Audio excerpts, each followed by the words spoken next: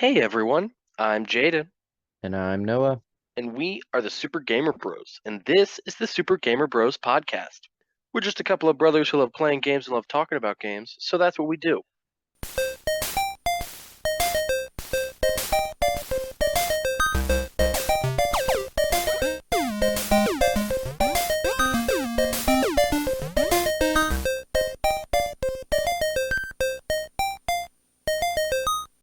And today, Noah, I'm very interested, excited for this one. We are talking about what I think is certainly one of the most iconic games of all time. Some consider one of the greatest games of all time, Bioshock. The series is indeed one of the most iconic and discussed to be one of the greatest gaming series of all time, um, both based in gameplay and story, which we'll talk about. But for me, BioShock, any game in the series, is honestly a timeless masterpiece. I'll be honest. I guess just straight up, I have to disagree with you on that assessment in terms of just the use of the word masterpiece. I don't know. I suppose we'll get into it a bit later, but I guess it's kind of weird. Our introduction into Bioshock, the series, not just the game, because the first Bioshock game that we played, I'm 90% sure, is Bioshock 2, which was we played that a long time ago. Not when it came out a long time ago, but a long time ago. It was either that or Bioshock Infinite because I know we played both of those. At least I played both of those pretty close together. And then I actually never played the first Bioshock for a long time until about roughly 2 weeks ago was when I beat it. It like played through it and beat it for the first time. And I do think I think the first Bioshock is the best game in the series, and I think it is. I mean, Disagree. I think it's a fabulous game. I think it is a really good game. Yeah. I guess we'll get into it later, but yeah, I do think Bioshock is an absolutely incredible game. Having played it for the first time this year, and I'm glad we can talk about it because I think really I don't think we've ever talked about the Bioshock games in general with each other. So this I think will be a fun one. All right, let's get started with the setting. So I guess I will say right off the bat, Bioshock has one of the most interesting kind of setups, backstories, settings, place, the place where you are in any game ever. I think it is incredibly unique. You play in the city of Rapture, a large underwater city that was planned and constructed in the 1940s by individualist business magnate Andrew Ryan, who wanted to create a utopia for society's elite to flourish outside of government control and, quote, petty morality. This philosophy resulted in remarkable advances in the arts and sciences, which included the discovery of Adam, a potent gene altering substance which is created by a species of sea slug on the ocean floor. Adam soon led to the creation of plasmids, mutagenic serums that grant users superhuman powers, such as telekinesis or pyrokinesis. To protect and isolate Rapture, Ryan outlawed any contact with the surface world. Then, as Rapture flourished, wealth disparities also grew, and conman slash businessman Frank Fontaine used his influence over the disenfranchised working class to establish illegal enterprises and attain power, enough to rival even Ryan himself. With doctors Brigid Tenenbaum and Yi Su Chong, Fontaine would create his own company dedicated to researching plasmids and gene tonics. As Adam became addictive and demand skyrocketed, Fontaine secretly mass produced Adam through slugs implanted in the stomachs of orphan girls nicknamed Little Sisters. Fontaine was then killed in a shootout with the police, and Ryan took the opportunity to seize his assets, including control of the Little Sisters. In the months that followed, a man amongst the poor named Atlas rose up and began a violent revolution against Ryan, with both sides using plasmid enhanced humans known as splicers to wage war on one another. To protect the Little Sisters, Ryan created the Big Daddies, genetically enhanced humans surgically grafted into gigantic lumbering diving suits designed to escort the sisters as they scavenged Adam from dead bodies. Tensions came to a head on New Year's Eve of 1958 when Atlas ordered an all out assault on Ryan and his supporters. The conflict turns Rapture into a war torn, crumbling dystopia, resulting in societal collapse, countless deaths, many splicers becoming disfigured and insane from Adam abuse, and the few sane survivors barricading themselves away from the chaos. A lot of backstory here. Yeah, it's kind of hard to pick up a lot of that your first time playing through the game, in my opinion. I completely agree with that because I did, I played through and I got all the collectibles, which includes, as we'll talk about later, all the audio diaries, which are really how you find out much of the backstory about Rapture and the people that live there. And I'll be honest, when I went was creating this document and found this little description of the backstory here, most of this was new information to me. Like I didn't know Fontaine created the Little Sisters. I thought that Really? was always Okay. yeah. I thought Ryan was the one who created the Little Sisters. I didn't realize Fontaine did it. Yeah, it is all extremely confusing the first time through. And you do, but that's a staple with the BioShock games, and that is Yeah. kind of like the only problem I have with them is I don't like when you experience something and then you have to go, okay, well, let me look up to see what just happened. Um. Somebody has to explain this to me. I feel it can go either way for me when something like that occurs. I think if the story itself, the game itself, is good enough, you can have those kind of confusing, vague aspects, and it's just makes it kind of more interesting. Like, oh, I want to learn more about this. A good example being Limbo. Playdead's Limbo, or even Playdead's Inside, both very, very vague in their storytelling. But I do think the little that they do tell you is so interesting that like I want to know more. I want to look up and see what other people think this means, or whatever. Or it can be done, less like poorly, where I'm just like I can tell that they're being vague on purpose, and that's the point. But I don't find the game interesting enough to look further into it. I have had that happen before as well. I think really Bioshock was a very interesting one where I thought I knew it. I thought I knew the story. I thought I knew what happened, and then I read, these few paragraphs I just read, and thought, oh, I missed that. I didn't get that at all. Yeah, no, I have the exact same feeling every time I finish a BioShock game. I distinctly remember finishing Infinite and being like, what does that mean though? And immediately watching like 3 or 4 videos on a few different explanations on what the ending could mean, blah blah blah blah blah.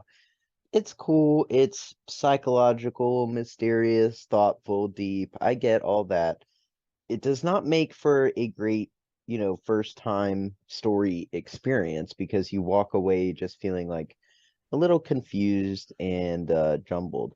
And it's like you said, you knew like a solid amount about the game before playing it and still were thrown by a lot of things that you thought were one way but were actually another way, like the little sisters and the big daddies. And oh yeah, the whole basically like economic battle between Fontaine and Ryan, right? Yeah, like I had no idea. I guess I mean before playing the game. This is before I play it, so obviously nothing with how the game presents itself. But obviously, the game came out in 2007, which no, BioShock came out in 2007. Oh my god. Was that a Um, year after the PS3? that is correct. Nice. It coming out so long ago, obviously, there are aspects of the story that were spoiled for me. I knew we'll get into it later, but kind of the big twist I knew about in advance. But there was still actually a lot of this game I did not know about before playing it that I discovered with the story. Like, oh, wow, I can't believe like I never heard about this before. Like, no one's ever mentioned this before. Anyway, and then get into kind of the sections of the map. There is the medical pavilion, which is medical pavilion. Neptune's bounty, which is like the fishery where they would catch fish because they mostly eat fish here. The smuggler's hideout. Yeah. Uh, Fort Frolic, which is like a big mall. Farmer's market. Hephaestus, which is kind of like the what's it like the?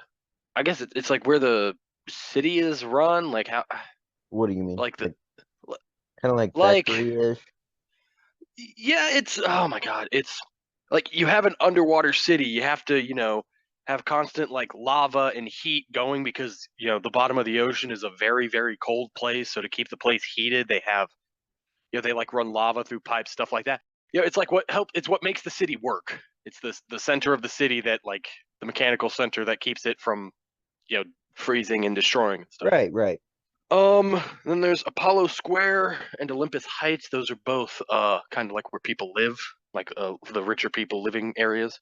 Then Point Prometheus and the Proving Grounds. Point Prometheus, if I remember correctly, which I should because I played the game, as I said 2 weeks ago, is where the Big Daddies and Little Sisters were like created and worked on. And the Proving Grounds is it's where you fight the final boss. It's the smallest area in the game. Probably there's not a lot to do there. Yeah, but by that point you're basically stuck on a story path. There's no exploration there. Right. Anyway, that's the map. The map itself a lot bigger than I thought. Yes.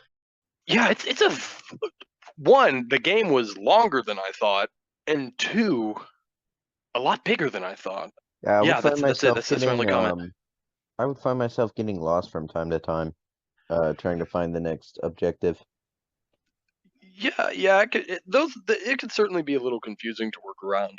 I cheated, you could say, because I was playing with a guide to find collectibles. So that really helped me kind of figure out my way around. What a cheater. What? I said, Oh, what you a said what a cheater. cheater? Yeah, that's me. That's me, well-known cheater, Jaden. Anyway, so let's get into the story. I thought that was the story. Now, that was just the background, bro. Story hasn't started yet. Like everything I said in all that talk now was all just before the game happened. Yeah, but you figure it out during the game. You know what? You're correct. All right, in 1960, so basically a year after everything went to hell in Rapture, the protagonist, Jack, is a passenger on a plane that crashes in the Atlantic Ocean. As the only survivor, Jack makes his way to a nearby lighthouse that houses a bathysphere terminal, which takes him to Rapture. Jack is contacted by Atlas via radio and is guided to confront the perils of the ruined city. Atlas requests Jack's help in stopping Ryan, directing him to a docked bathysphere where he says Ryan has trapped his family. When Jack first encounters the Little Sisters, Atlas urges him to kill them to harvest their atom. Dr. Tenenbaum intervenes and insists Jack should spare them, providing him with a plasmid that can remove the sea slug from their bodies and free them of their brainwashing. Jack eventually works his way to the bathysphere, but Ryan destroys it before Jack can reach it, killing Atlas's family. Infuriated, Atlas has Jack fight his way through various districts towards Ryan's lair, forcing Jack to contend with Rapture's deranged citizens along the way, such as the mad surgical doctor J.S. Steinman and insane artist and musician Sander Cohen. Eventually, Jack enters Ryan's office, where Ryan is casually playing golf, and explains Jack's true origins. Through his dialogue and the evidence the player can gather up to this point, it is revealed that Jack is actually Ryan's illegitimate son, sold by Ryan's mistress as an embryo to Fontaine, who then had Tenenbaum and Su Chong rapidly age Jack into adulthood and turned into an obedient assassin, capable of accessing any of Rapture's systems locked by Ryan's genetic code, and thus ensure Fontaine's victory in the war. Jack was then smuggled to the surface with false memories of a normal life, waiting to be called back to Rapture when needed. Ryan suddenly takes control of Jack's actions by asking, "Would you kindly?" Jack realizes this phrase has preceded many of Atlas's commands as a hypnotic trigger, forcing him to follow any orders without question. Jack also realizes he was responsible for the plane crash, having read a letter on board containing the same trigger phrase. What? What? We'll finish the story and then talk about it. What though? That's crazy. Ryan chooses to die by his own will and compels Jack to beat him to death with a golf club. Atlas then reveals himself to be Frank Fontaine, having faked his death and used Atlas as an alias to hide his identity while providing a heroic figure for the poor to rally behind. With Ryan finally dead, Fontaine takes control of Ryan's systems and leaves Jack to be killed by hostile security drones. Jack is saved by Dr. Tenenbaum and the Little Sisters that had been cured and is helped to remove Fontaine's mental conditioning, including one that would have stopped Jack's heart. Jack pursues Fontaine to his lair, where Fontaine transforms himself into a blue-skinned humanoid creature by injecting himself with a large supply of Atom. The Little Sisters aid Jack in draining the Atom from Fontaine's body and eventually kill him. The ending depends on how the player interacts with the Little Sisters. If the player rescues all or all but one of the Little Sisters, Jack takes them back to the surface with him and adopts 5 of them as his daughters. Tenenbaum happily narrates how they go on to live full lives under his care, eventually surrounding him on his deathbed. And this is also considered the canon ending in the Bioshock Infinite Burial at Sea DLC. I assume it's just the canon ending overall, but if you play that, you actually see that this is the canon ending. If the player harvests more than one Little Sister, Jack turns on the Little Sisters to harvest their Atom. Tenenbaum sadly narrates what occurs, condemning Jack and his actions. A U.S. Navy submarine then comes across the plane's wreckage and finds itself suddenly surrounded by bathyspheres containing splicers who attack the crew and take control of it. The submarine is revealed to be carrying nuclear missiles, with Tenenbaum claiming that Jack has now stolen the terrible secrets of the world.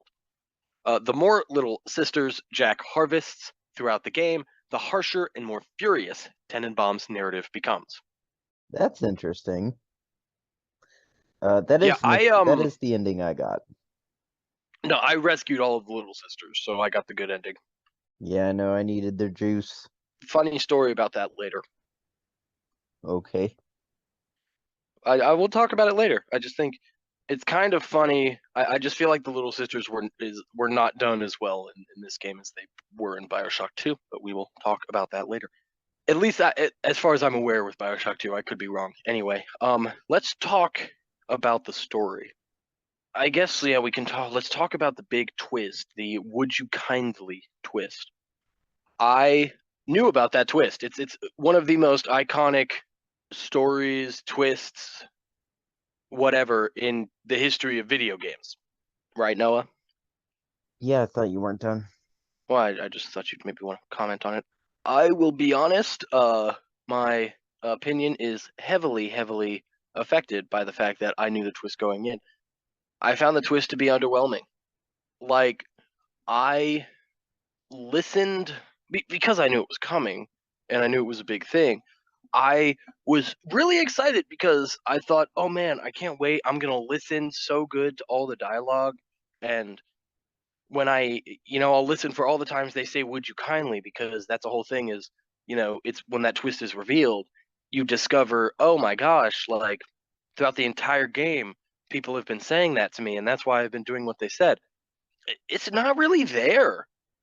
Like Atlas says it a few times, but it's never in a situation where I feel like you have to do what he says, which is kind of weird. I feel like it kind of takes away from that whole aspect of it.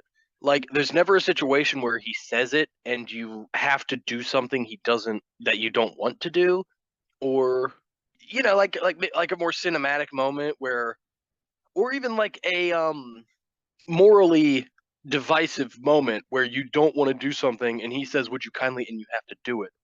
Like as the story kind of as the description kind of says, like, oh, he commands you to fight all these people, to kill these people, and get to Ryan. But whenever he says would you kindly, it's typically either at the beginning or at the end of an area before you move on to the next one. And he says like, oh, would you kindly get in the bathysphere and go to the next area? And it's like, you don't have to do that. You can keep exploring the area you're in for as long as you want before moving on. So I feel like that kind of dulls it a bit. And as well, in terms of, him forcing you to go up against, the Dr. Steinman and Sander Cohen and all of the other, like, oh, he forces you to fight against Ryan's people, whatever. Literally all of them are crazy and attack you at first sight. Like none of them are ever, say, trying to run and you shoot first, you kill them, whatever. It's always like everyone attacks you instantly. So it's kind of like you have to fight them no matter what. So I feel like the would you kindly thing is kind of moot when you have to you have to fight these people because they will kill you if you don't. You know, there's not a way to peacefully go through the game or something like that. So I feel like it's kind of weird the game being like, "Ooh, we gotcha. You never actually had a choice." When I'm sitting there thinking, "Well, yeah, but what else was I supposed to do?" Yeah, it's just for story purposes. And I Yeah, still think it's a good twist, and I think it's a great story. yeah. I mean, the story is good. The one thing I did not see coming is the fact that you were actually Andrew Ryan's son. Somehow I had missed that spoiler. I did guess it pretty early on because when you find audio diaries and stuff, the what's it you know, it's people talking about stuff and kind of gives that away. Like you find an audio diary left by his mistress that says something like, "Oh, you know, I'm pregnant. I hope Andrew doesn't doesn't find out or get upset, whatever, blah blah blah." And I remember found that and thought, "Oh, okay, he's got a kid. That's probably me." And at another point, I think this happens even before that one, where I don't know if it's an audio diary or even if somebody just explains it. Like one of the characters says that Ryan had locked the bathyspheres to everyone but like people that share his DNA or something like that. And I remember thinking, "Oh, okay, so I'm Ryan's son. Got it." I did still think it was an interesting twist because I did not know about it. That is really cool. Yeah, I think the game does with the optional audio diaries a very good job of of explaining that. Like you find diaries from Su Chong, who's talking about mind controlling people and getting people to follow commands and stuff. But yeah, it's just the would you kindly aspect itself of the story. I just found to be very underwhelming. Again, knowing about it in advance, so looking out for it and just finding that it wasn't really there as much as I thought it was with how much the twist is talked about. Anyway, that's the story. I mean, it's a good story. It's a good story. I liked it. Noah, why don't you talk about the gameplay? So Bioshock is a first-person shooter. The player makes their way through the world of Rapture, fighting various enemy types with given weapons and, as Jaden explained, plasmids, which are the superpowers in the game, basically. The weapons consist of the starting wrench, a pistol, a Tommy gun, shotgun, grenade launcher, chemical thrower, and crossbow. Each weapon has additional ammo types, more than one, varying from armor-piercing rounds, exploding shells, anti-personnel bullets, homing missiles, liquid nitrogen, just those different types of rounds you see in games. Yeah, let's talk about the weapons. I like the weapons in Bioshock. I think one, keeping it simple, not a lot of different weapons, is very smart. I like that. I think typically shooting games, especially kind of the more Bioshock-like games, can go a little overboard with all the weapons, and I just get overwhelmed by the amount of choices easily. But I like keeping it simple like this. You know, there's the shotgun, the machine gun, the pistol, the grenade launcher, having like one of each type, not having to worry about which weapon's better than which, just having the different types and being able to scroll through them at any point is good. I like that. Absolutely. Did you have a favorite weapon? I guess for normal enemies, it would be the machine gun. I thought it was really good.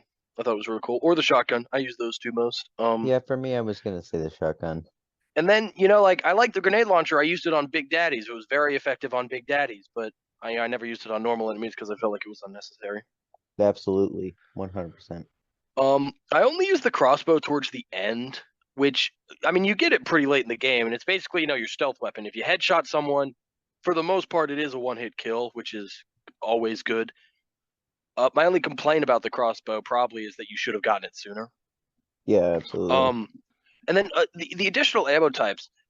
Um, I think the concept of them is very cool. I just personally did not use them very much. Having armor-piercing rounds, exploding shells for the shotgun, the anti-personnel bullets, which are just better against people than machines. Than like basically the armor piercing and the anti-personnel are opposites. The armor piercing, you want to use on the like turrets, cameras, and stuff, or the big daddies. The anti-personnel you use on the normal enemies. Yeah, I think that's very cool. I thought for the chemical thrower, you have fire, flamethrower, and I thought using liquid nitrogen to make it an ice thrower was an insanely cool idea. Like the only problem with the chemical thrower is I hate that type of weapon, like flamethrowers. I never use those in games. I hate flamethrowers.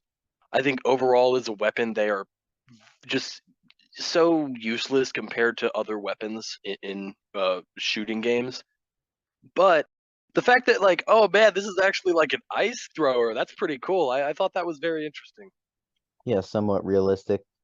Yeah, the different types of bullets and modifications and stuff is really cool, but I don't think it ever makes sense in a game where resources are somewhat scarce. Care to explain that in further detail? Like bullets, I mean. You're saying like it defeats the purpose of having ammo scarcity being a concept? Yeah, well, no. I'm saying ammo scarcity. So, like, I don't have a lot of ammo, so why would I craft another ammo type instead of just having more of the basic one? You know what I mean? And Well, in that's this the game you dilemma can't I craft was. basic ammo. No, I'm saying in general, like those type of mechanics in games like The Last of Us. Okay. But you're saying Bioshock doesn't do that? No, it does. It has Oh, it that does. problem where it's like I never use another ammo type because I just end up using the regular one the whole time. Yeah, it for me it's just I would constantly forget it's there. Yeah, because I'm just switching through guns as I'm running out of ammo, as you said, because that was an issue at times. And yeah, okay, I get what you're saying. Anyway, guess real quick, weapon upgrades. So I think the weapon upgrades in Bioshock are very interesting. It kind of acts like a collectible, where there are 12 power to the people machines hidden throughout Rapture. Each one allows you to choose an upgrade for the weapons in your arsenal, which can increase the damage, clip capacity, provide other bonuses to different weapons. So each weapon, there are 6 weapons in the game. Each weapon has 2 upgrades, and I think it's interesting because you have if you have the weapon, you have both upgrades. You don't have to do anything to unlock the upgrades for a specific weapon. It's just you find the machines and you're able to use them. And pick one upgrade, and yeah, you just choose between what you have. I think it was interesting. I think it's a cool concept. I did like it. I did find all of them because trophies, but it was cool. I like the unique approach to a weapon upgrade system. I like the idea. I did not like the execution. I did not find many of them. Yeah, I would say they're probably some of the most out of way collectibles are these machines. Hmm. Yeah, it is kind of if I didn't have that guide, I probably would have found at most half of them. But some of them are just ridiculously well hidden. Right. So plasmids are the gene-altering powers discovered and used by the people of Rapture. To stand against them, Jack must use plasmids of his own. To Um, stand a chance against them. oh, sorry, to stand, well, either way works. I'm just saying, Plasmids are what makes BioShock an interesting series, to be honest. The fact that this is not just a first-person shooter games and that there are powers is what takes this to the next level for me. And to list off those powers, here they are. The plasmids in the first game include Electrobolt, Incinerate, Telekinesis, Enrage, Cyclone Trap, Hypnotize Big Daddy, Insect Swarm, Security Bullseye, Sonic Boom, Target Dummy, and Winter Blast. Honestly, I did not know there were this many in the first game. This is an excellent selection of powers, and most of them are very effective. There's a few I'll admit right here that I never used, like the Cyclone Trap. Um, I also never used Insect Swarm. Both yeah, those are pretty self-explanatory, I feel like. yeah. I do think the plasmids in Bioshock. I mean, that's the thing. That's the thing about Bioshock is the plasmids. certainly makes it for a very unique first-person shooter experience. You know, Bioshock is the only first-person shooter franchise I've played that has done anything like this. I think they're very cool. I guess each one there's different. Use the atom you get from Little Sisters to buy plasmids and upgrades to plasmids, which the upgrades just what's the word? Just make them stronger. It's not like an upgrade system. It's considered, I guess, buying an entirely separate plasmid. But no, I thought they were very cool. There's like four, I think, like the Electro Bolt, Incinerate, Telekinesis. It's just those three.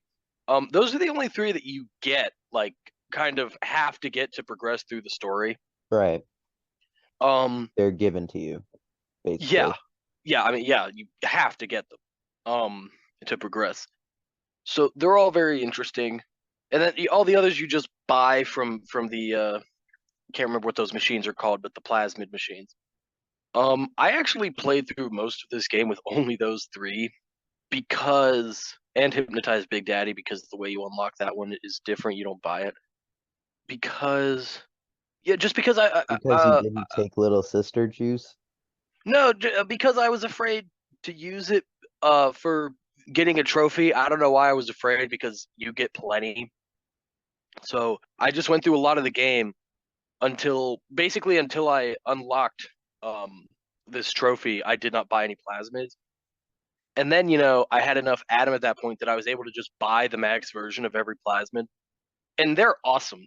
Yeah, as I said, they're Bioshock's thing. They're incredibly unique. They're very, very fun to use, all the different plasmids. The Electro Bolt, Incinerate, where is it? I actually did like Insect Swarm. You didn't mention that one. Sonic Boom and Winter Blast, those five are your attack ones. I use those. I switch between those all the time. I thought they were very fun to use. And then the other ones I didn't use. They're kind of support plasmids, you could call them. Enrage, which turns enemies against each other. Cyclone Trap, which is a trap. Hypnotize Big Daddy, which it hypnotizes Big Daddies and has them fight for you. Which cool in concept, just didn't use it. Security Bullseye, and which makes security, the turrets and the cameras and everything, target enemies, or the specific enemy you hit with the plasmid. And Target Dummy, which makes like a little clone thing that aggroes enemies. I just didn't use those. I've never been a big like support power guy in games. Partially probably because I'm also typically playing on easier difficulties, so it's not necessary for the most part to use them. But yeah, I've just never been a big user of those. I think it's one of the things that puts Bioshock over Bioshock 2 and Bioshock Infinite for me is just, I mean, when I was younger and played Bioshock 2 and Bioshock Infinite, I never ever used the plasmids. I don't know why, I just didn't. I just preferred using guns. Guns shoot people. That's all I needed.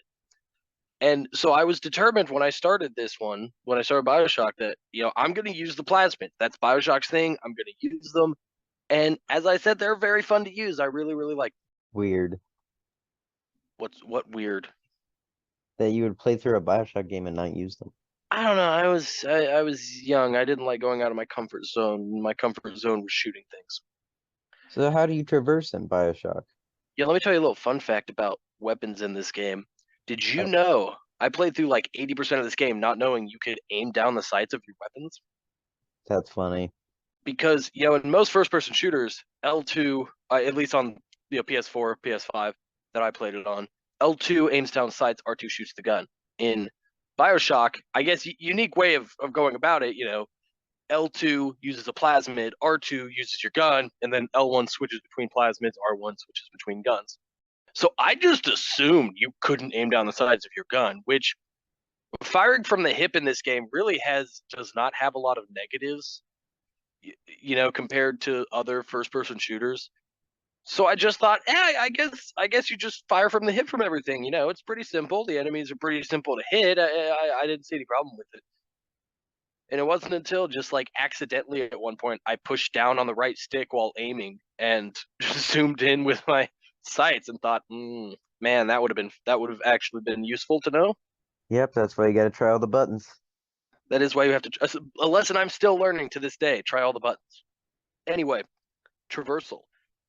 So Bioshock is a linear, sort of semi-open world game. I don't know if this counts as semi-open world because the definition of a game as semi-open world is still incredibly confusing to me. But the many areas of Rapture that you explore are large and open, explorable areas with many hidden secrets. Again, I found myself surprised by just how big these maps were, and there's a lot to explore, a lot of secrets to find. I was actually very impressed with how detailed the world was, especially for 2007, and how much stuff there is to find. I thought that was very cool. Yeah, how densely packed it was. Correct. And then each area you travel to each area using the pathospheres. Basically, up until you go to the proving grounds, I think it is, you can what's the word? Oh, you can travel to any area. You can go back to any areas. It's one of those point of no return games. Yeah, we're all familiar. Um, yeah, before you reach that point of no return, you can go back to any area you want to get collectibles you missed, maybe use some powers you didn't have, blah blah blah. Anyway, now now we move on to additional gameplay mechanics. Noah, tell us about tonics. Tonics. Tonics are essentially perks that boost the abilities of Jack. There are three tracks: combat, engineering, and physical tonics. They have various effects from natural camouflage, security evasion, clever inventor, hacking expert, armored shell, wrench lurker. Basically, they improve Jack's abilities, make it harder for him to be spotted by enemies or, Yeah, yeah, get the through security off of his back, that kind of stuff. through spending Atom, this is something else you spend Atom on. You unlock additional slots for these tonics, up to 6 in each track you can have equipped. They're incredibly useful. Kind of with plasmid, some of them do have levels that just make them more effective. This list here that Noah just read off, I picked personally from some of my favorites.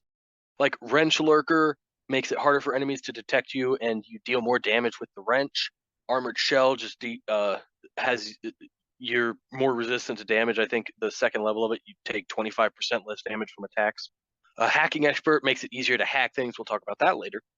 Um, Clever Inventor, we'll talk about crafting in just a second, but it makes it take less resources to craft things. Security Evasion makes it harder for security to spot you. And then, what is one of the best perks in the history of gaming, Natural Camouflage, makes you invisible when you stand still for like 2 seconds, and then you turn invisible, and then you're invisible until you move again or shoot. Man, that's so useful. That's one of the most useful perks. And as I said, one of the best, most useful perks in the history of gaming. I loved it. I do like that perk, and I've had that mechanic in other games also, and it's Yeah, OP. it is. It is incredibly OP. Noah, did you want to talk about crafting? Oh no, you can talk about it. All right. So crafting, using resources scavenged from enemies and from searching the environment, the player can craft several different items from tonics to automatic hack tools to different ammo types. Like the big thing that you would probably craft more than anything else is the different ammo types. I think there's basically one ammo type for each gun that you can craft.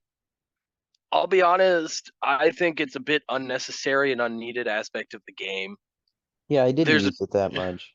Yeah, I only used it because there's a trophy where you have to invent 100 things. Let me tell you, that's a pain in the ass. Good Lord. Um, yeah, Clever Inventor takes down the amount of items you need to craft stuff by 1 to a minimum of 1. So I had like most ammo types when you have Clever Inventor and when you hack the machine. Again, we'll talk about hacking in just a second. Most ammo types just take one of 3 different resources to craft, but it's still like a lot. It's annoying. I think 100 is too big of a number. I mean, I got it, I guess. So hypothetically, it's not, but I think it should have been 50. Yeah, it's just unnecessary and kind of annoying because I had to like search every nook and cranny of the game looking for resources to craft because again, for trophies, I had to craft 100 things. But yeah, it's just unnecessary. The tonics you can craft are cool, I guess. I did like the tonics, but again, I didn't use the additional ammo types that much. And oh, the automatic hack tool, I always had plenty of those because I just did not use those a lot because again, we'll talk about hacking later. So yeah, overall, like an interesting concept, interesting system. It was implemented. It's not broken or anything. It was implemented well into the game. I just didn't think it was very useful. The research camera. This is another very interesting concept. I had no idea this existed in Bioshock before playing the game. So you get the research camera, like decently early in the game, and you have to take pictures of. You can take pictures of all the different enemy types to gain research points. When enough research points for a specific enemy type are accrued, the next level of research is unlocked, which gives you bonus damage against that enemy type or unlocks new plasmids or tonics. I thought this was a really cool mechanic, and I actually used it a lot. I also used it a lot. It's a trophy to fully research everything, so I did that. And also, the bonuses are very useful. You get really cool tonics, really cool plasmids. Like I think that's how you get natural camouflage is doing research photos. Don't quote me on that because it's probably wrong, but I think it is. Yeah, the only thing I guess I don't like about the research camera is the fact that I find it a little what's the word? It like halts the flow of gameplay a bit because you get graded on your photos you take, A, B, or C. Obviously, a higher grade means you get more research points, but to get like a higher grade, you need the enemy like doing something, being pretty big and like centered on the frame, looking at you like can't be from behind. So you can't really stealthily take pictures of them. You kind of have to do it in the middle of combat. So anytime that I encountered an enemy that I knew I had to do more research on, I would pull out my camera and I would take pictures of this enemy, just like because you can take pictures of the same exact enemy multiple times. You just get less points with each picture. And it basically maxes you out at 3 pictures per specific enemy before like the research points are so low that it just doesn't count, which I would give props to Bioshock. If the research points are too low or you've already maxed out research on an enemy type, it will just, or even the picture, it's not a good picture, whatever, which I guess kind of pairs with the research points being too low. It'll just not take a picture, so it won't waste your film, which I appreciate them doing that because I was snapping pictures all over the place. And a lot of enemy types, from a distance when they don't see you, whatever, sort of appear the same. So you might take a picture not knowing that you're maxed out on this one or something like that. But yeah, a lot of times, I would get into combat and there'd be enemies running right at my face, and I'd just be holding a camera taking pictures of them because I needed those research points. That is really funny. Yeah, I think like get rid of the grading system and just have a set amount of points you get for each picture taken, and it would have been a better system. But overall, the concept was very interesting and I did like it. Noah, you talk about the little sisters. Okay. Little sisters are little girls that harvest Adam from corpses, usually accompanied by a big daddy. When the daddy is defeated, the little sister can either be saved or harvested. Hypothetically, saving is the good thing to do, but harvesting gets more Adam, which is the currency in the game. A really interesting mechanic lore-wise, and I guess visually, the idea that you're attacking or saving these creepy little girls who harvest material from corpses, it's very off-putting, to say the least. I mean, I think first of all, since we're talking about little sisters and you mentioned them, let's talk about Big Daddies, one of the most iconic enemies in the history of video games. For good reason, Big Daddies are awesome. They are absolutely terrifying, hulking behemoths. They are the only enemy, which I appreciate this, that does not attack you on sight. As long as you don't really attack it or get too close to the Big Daddy or the little sister, Yeah, I appreciate it'll that completely completely. ignore you. So yeah, that's cool if you're, not in a space where you want to fight one. And yeah, they just walk around and they're just, yeah, walking around. They're very cool. Big They're daddies, very chill. cool. Yeah, yeah, love big daddies. Now, here's why I think the little sister concept in Bioshock is broken. Again, as I said earlier, that Bioshock 2 did it better. I don't know if Bioshock 2 did it better because it's so long ago I played Bioshock 2. I don't know if there's actually a difference. In Bioshock 1, you're kind of given the moral dilemma of, hey, Adam is very, very valuable. You should harvest them to get as much Adam as possible because you're going to need it if you want to survive against all these dudes, these bad dudes you're fighting. But saving them is the good thing to do. But you'll get less Adam if you save them. But here's the thing: if you save them in every area of the game, like the first one you save, Tenenbaum will contact you and say like, "Oh, you're a good person. I'll have my little sisters. One of them leave you a gift." So then the next time you're at one of the Adam spending machines, I think it's called like Gatherer's Garden or something like that. When you go to the next time you go to one of those machines after you save typically the first little sister in a new area, they leave this little teddy bear gift that has a bunch of Adam in it, which, if you do the math, saving all the little sisters because of that Adam gift and the teddy bears gets you more Adam than harvesting, That's which crazy. completely, yeah, like every time you get a bear, you get 200 Adam, which, total, like, you can buy everything in a gatherer's garden, in the Adam, like the plasmids, the tonics, the slots that they sell. You can buy all of those in this game and end the game with like 500 extra Adam if you save them all, which I did. So it like completely defeats that whole moral aspect of do the good thing and get less or do the bad thing and get more, because if you do the good thing you get more, just not instantly. Interesting. But I would say your Adam needs are never so pressing that you need the Adam now. So yeah, that's just weird, kind of. And also, in addition to getting 200 Adam every gift, you get ammo, you get tonics, you get plasmids. Like that's how you get the hypnotized Big Daddy plasmid. Is you have to save little sisters, and in like I think it's the very first gift they leave you, you get the hypnotized Big Daddy plasmid. It is really cool. Yeah, it's just like, again, like I get the whole morality concept, but they really kind of make it null and void because doing the good thing gets you more stuff. Right.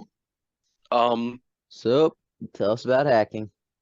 so hacking, basically any electronic equipment in the game, from there are code doors where you need to put a number code or you can hack them, safes, vending machines, turrets, cameras, security bots, literally anything electronic can be hacked. How hacking works, it is a pipe connecting minigame. You have, I assume it's energy flowing through this pipe slowly, so it is kind of timed, and you have to reveal kind of all of the squares are like blocked off by this metal piece that you just push X on and the metal piece disappears and it shows you the pipe behind it. And there's all these different shapes of pipes, and you have to, replace the pipes in the set path to connect to like the beginning and the end. There are tiles in this that are there are alarm tiles, explosive tiles that they like short circuit it and damages you, that you have to avoid on your path. And yeah, just connect point A to point B with these pipes, and you've successfully hacked. Kind of time consuming, but I'll be honest, I love pipe puzzles like that, so I absolutely love the hacking mechanic. I love being able to hack. Actually didn't do it too much. I did it a lot. I mean, I did it on one, the ability to hack vending machines and the inventing machines. They're both kind of the same. Being able to hack those, decreases the cost of items and allows you to buy more items. And with inventing, causes less resources needed to invent. Very useful. I hacked every vending machine I came across. Hacking turrets and cameras prevents them from attacking you, and also they can attack enemies. Very useful. Safes have stuff. Code doors, I honestly feel like it's a bit weird letting you hack code doors because a lot of times the way you find the codes is in audio diaries. So I felt it was weird that, oh, you can explore and try to find the audio diary, or just put a code in, and that's it. Or sorry, you can explore, find the audio diaries for the code, or just hack it. Yeah, a little unnecessary. And also, why earlier I mentioned automatic hack tools, which allow you to bypass the. Well, also, I guess two things. Instead of hacking, you can spend money to just buy out the hack. I think that's a bit of a weird choice. And then the automatic hack tool which allows you to, just bypass the game and yeah, just automatically hack it. I didn't use the automatic hack tools too much because I just liked the mini game. I did it so much. It's a fun mini game. I liked it. My only problem with it is it's a little time consuming. Interesting. And then I also like that as I said, everything that is electronic in this game you can hack, and I think that's very cool. I don't know. You have anything else to say about hacking? No. All right, we will move on to audio diaries. Not audio diaries, collectibles. Basically, I guess the big collectible in this game is the audio diaries. If you want to count Power to the People as a collectible, then that would also be one. Or what is that? Oh man, tonics. A lot of tonics are kind of in the world that you find them, but I think they're both kind of necessary gameplay elements. So I feel like necessarily just labeling them as collectibles is a bit Right, they're not exactly collectibles, I get you. yeah. So the audio diaries, short audio snippets from notable people in Rapture. There's either 124 or 144 of them. I don't remember which exact number it is. That's a lot. There are a lot of these. They're all so close together to the point where typically you're listening to one as you find the next one. So you kind of have to stand there, finish listening to the one you're listening to then grab the next one and listen to it. As we, the Super Gamer Bros, have said many, many, many times, audio collectibles are my favorite collectibles because one, they allow you to progress through the game because they're always playing, so you can, keep playing the game as you listen to it. And two, they provide background detail and lore and hidden secrets on the game. Always the best, without having to read. Yeah, my only complaint is for some reason they were very quiet. Like I almost had to stand still and do nothing when listening to these because if literally anything is going on, whatever anything is probably louder than the audio diary. That's an interesting take. I don't know. Did you have anything you wanted to say about them, Noah? I love them. I just thought there were too many of them. Okay, I agree that there might be too many. There's a lot. Yeah, I suppose we'll move on to what's trophies, notable trophies. I'd say there's none. This is a very I assume it is in the earlier days of achievements. The list is very straightforward for the most part. There is one trophy for there are 6 trophies for just upgrading all the guns because getting both upgrades for one gun is a trophy for all 6. There's an individual trophy for finishing the research on every different enemy type. There's an individual trophy for hacking most of the different hackable items the first time. Yeah, a lot of stuff like that. A lot of very basic playing through the game, you'll kind of unlock a lot of trophies at once, and then you go a long time without unlocking trophies because at that point you're just left with the more completion based trophies. But overall, a great trophy list if you're trying to boost your trophy numbers, you can get a lot of trophies in a short amount of time. Bioshock. Easy platinum. I'll be honest, Noah, I cheated for it.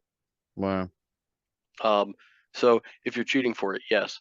There is a trophy to beat the game on Survivor, the hardest difficulty, without using Right. Vita chambers, which I guess explaining what Vita chambers are, it's basically like a checkpoint almost. Like when you die, you revive at a Vita chamber with a small amount of health and Adam.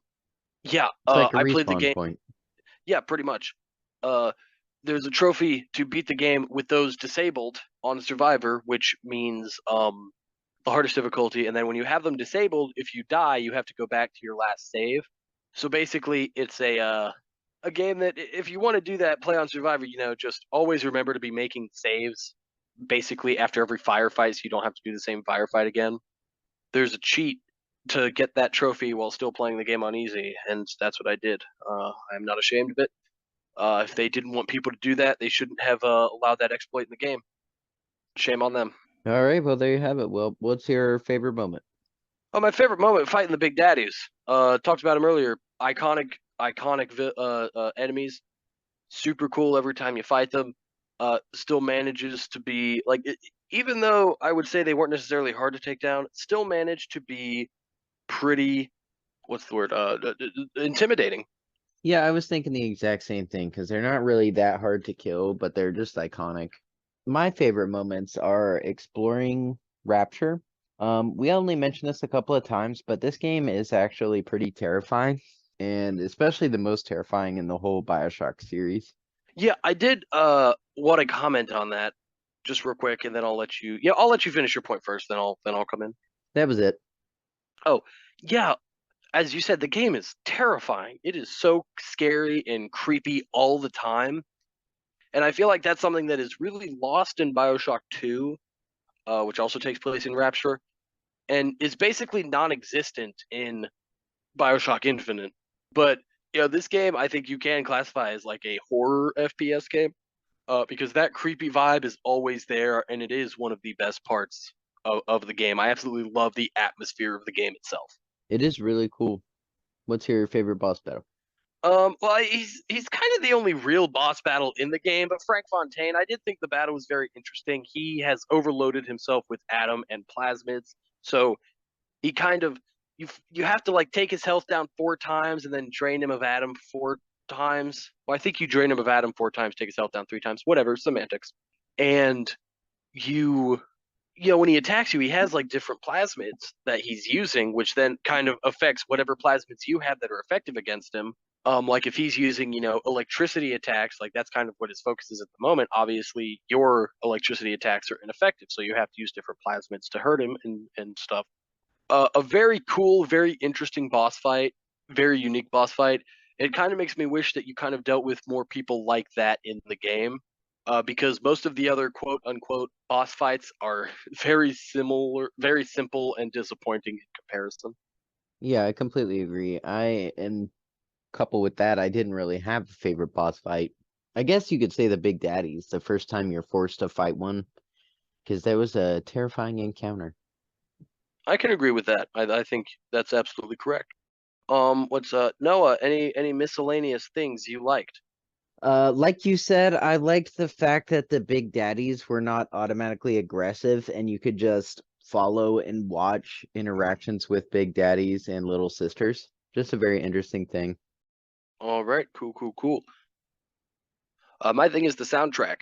A lot of the game has, because the game does take place in 1960, old timey, has that old timey music, and I love that old timey music. It's very uh, like fun, going through this town. It helps, kind of set the atmosphere of you thinking, oh yeah, like you're in an advanced society, but it is still technically, it's only 1960. It's way back in the past. Right, that is a good one. What didn't you like about the game?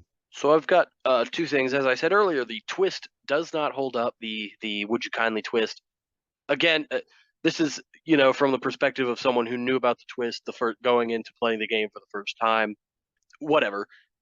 Also, I feel like plasmids could be used a little more.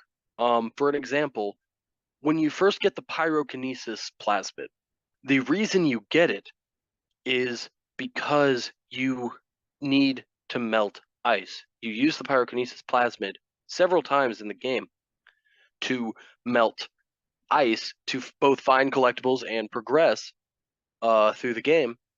And also, I mean, you use the electro bolt sometimes to like open doors. Like there's a shorted out electric switch to the right of the door. You shoot the switch, it opens the door.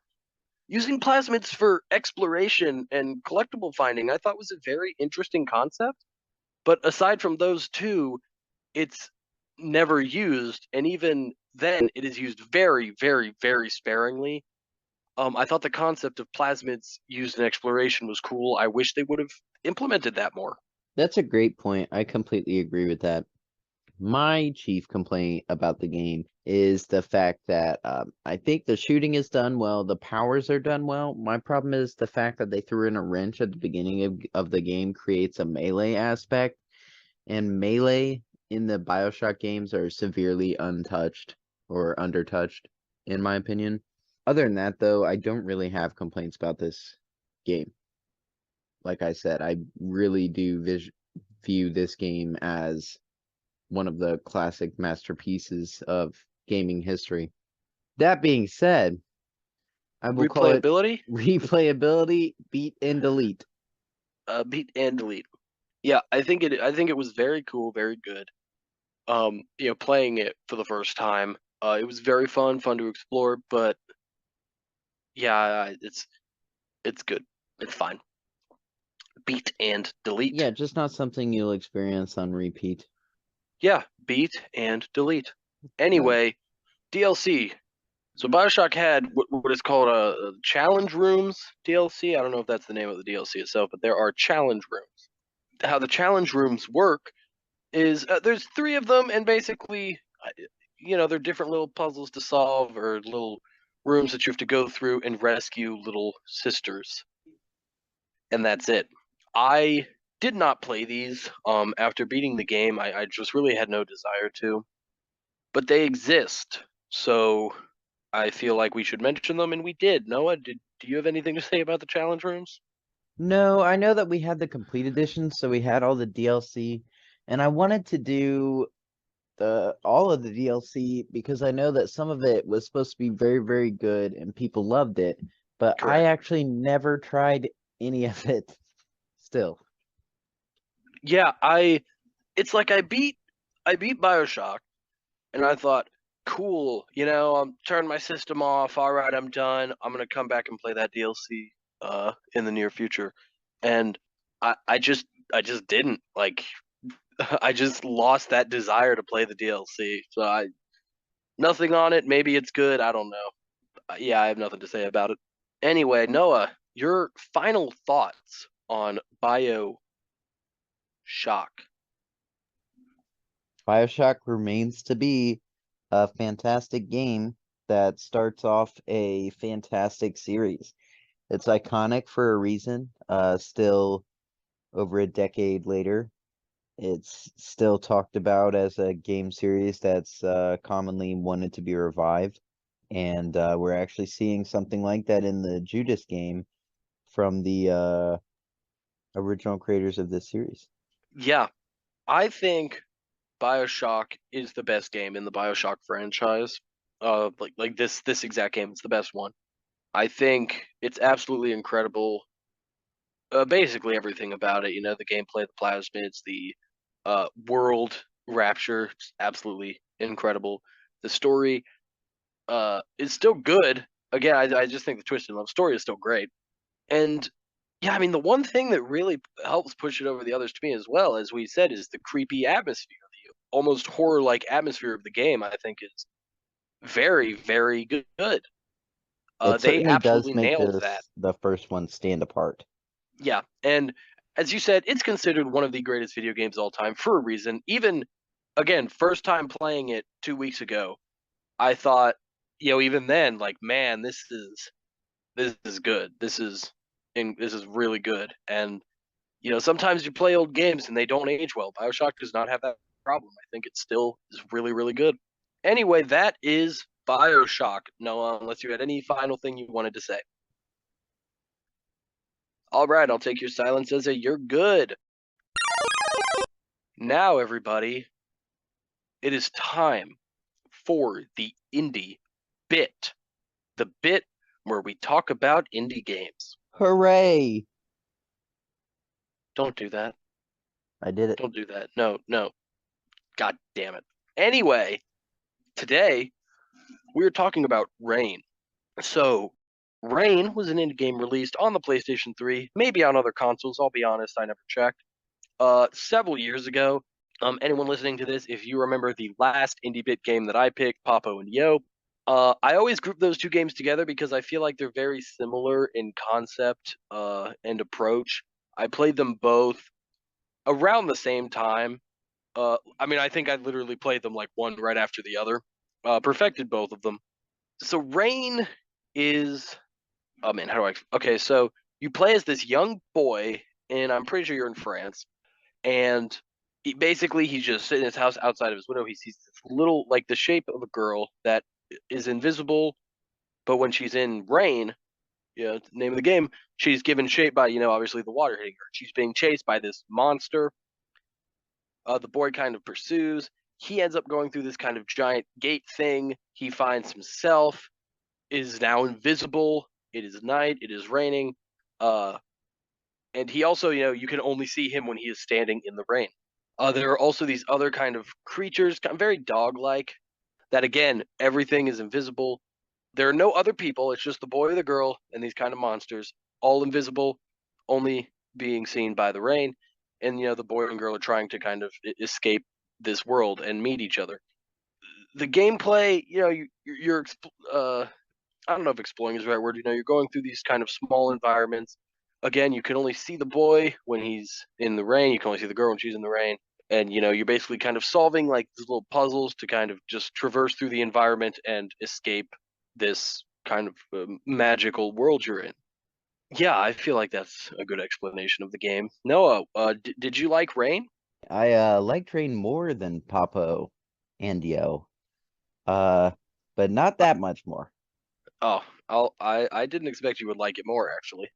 Really. Well, first of all is the interesting concept it has, the rain and the invisibility tied along with it, and the different ways that ties into basically like puzzle solving, quote unquote, like conflict encounters, I guess, but it's all puzzle solving. Yeah, like there's no combat. You don't really Right, fight. right, right, right. But I like the atmosphere. I think it creates a creepy, scary, kind of like mysterious, depressing tone. It is very thought-provoking. The monsters are interesting and weird. Yeah, I guess my only issue is with the same thing I always have in these types of games. I guess just the simplicity. It's kind of like the same solutions to a lot of problems until new like mechanics-ish are introduced either with the monsters or the rain. Every time that does happen though, I think it's very interesting. Like at some point they introduce like walking in muddy puddles will make you visible even when you're outside of the rain. And you have to clean that off by walking through a regular puddle. And I think that's really cool. There's a lot of really cool stuff in the game. Yeah, because the monsters can only see you when you're in the rain. That's Right. and I mean you can only see you when That's true. Well, you you're see the footsteps though. yeah. Yeah, I mean I basically agree with everything you say about the game. Actually, I I don't know, I guess if we're comparing to Papo and Yo, I think overall I liked Papo and Yo more just because there was more platforming aspect of it and it felt a little bit faster paced, which I liked. Yeah, I think probably really I have no issue with the simplicity. Probably my only complaint with Rain is I felt like it was a bit slow, if you get what I mean. Yeah, no, it is definitely a slow crawl, but it's Yeah. kind of like Limbo. Like that game is a slow crawl too because it's all set at the same pace, no faster or slower. But, that's just how it is. I don't think that's necessarily a huge issue. No, you're correct. It's not a Jujitsu. It's like it's one of those games that it feels like I'm playing it for longer than I am. Which whether that's good or bad honestly depends on the game because the game itself is very short. Like I beat it in maybe 4 or 5 hours, but it's like I'm playing it and I'm like, man, I've been playing this game for 2 hours. I should probably stop and do something else. Oh, it's only been 45 minutes. Wow. No, I guess I'll keep playing it. I had that experience with this I game. definitely have games like that. Yeah, and again, whether that's good or bad depends on the game. Like, some games I enjoy, but I still feel like they take longer. Some games I really don't enjoy, and that makes it feel like they take longer. But yeah, overall, I like it. I just think it. My only issue is I think it's a little slow paced, but no, it's a good game. I think it's cool. Props to the developers. I wish I knew what they were called. Slacking.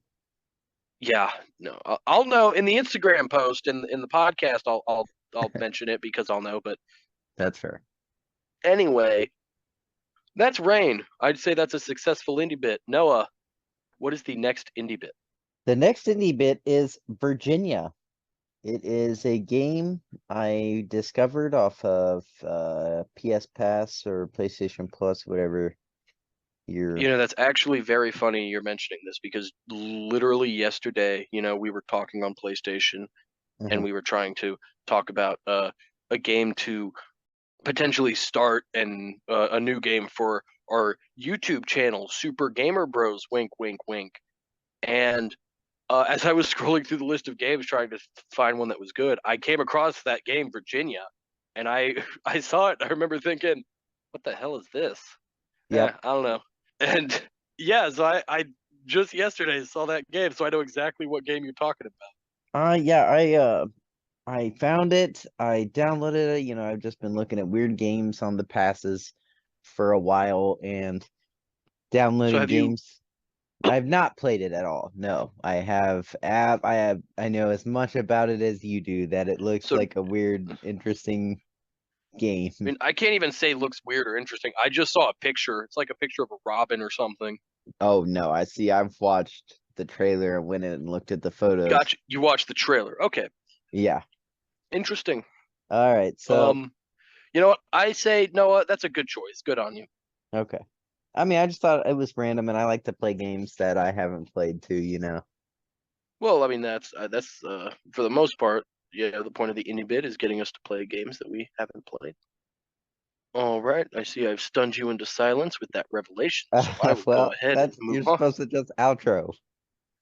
Well, I'm just just look. I'm always looking for some conversation, Noah. Anyway, don't forget new episodes every other Monday. Rate and subscribe. Tell us if you like our show, or tell us if you don't. Tell us why. Tell your friends and enemies about the podcast. You can follow our Instagram, the Super Gamer Bros, for updates on everything we do, and subscribe to our YouTube channel, as I mentioned earlier, Super Gamer Bros. That is one word, capital S, capital G, capital B, period at the end, where we upload videos. Guys, in our last episode, I told you we now upload videos Monday, Wednesday, Friday. Well, now, after doing that for months and months with experimentation, we've decided we're gonna upload videos Monday through Friday. That is right. We are now doing videos 5 days a week. So, go check those out. We're playing a bunch of games. Like right now, we're playing through Mortal Kombat 11, Sekiro Shadows Die Twice, Gotham Knights, Crash Bandicoot 2, and still Lego Star Wars, The Skywalker Saga, but we're almost done with that. So, if you want to see us struggle with some games, go on and watch those. Anyway, thanks for listening, and we will see you guys next game. Bye.